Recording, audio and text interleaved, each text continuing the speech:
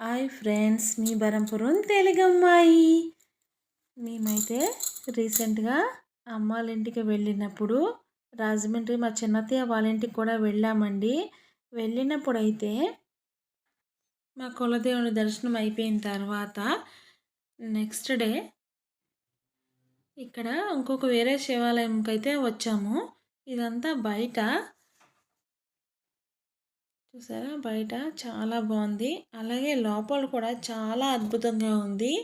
లోపల ఎంట్రన్స్ దగ్గర ఇలా శివలింగం, నాగదేవతలు ఇవన్నీ ఉన్నాయి.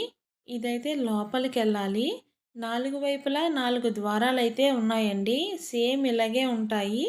కానీ ఇటువైపు నుంచి అయితే వెళ్ళడం రావడం ఇవన్నీ చేస్తున్నారు.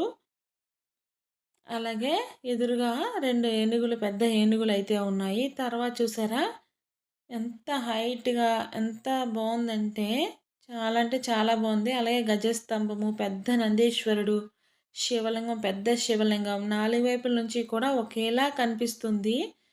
ఇవన్నీ కూడా దేవుడి విగ్రహాలన్నీ ఉన్నాయండి.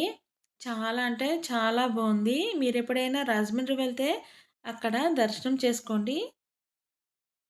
ఇదైతే అయ్యప్ప గుడి అండి. ఆ పక్కనే ఉంది అయ్యప్పది. ఇది కూడా చాలా బాగుంది.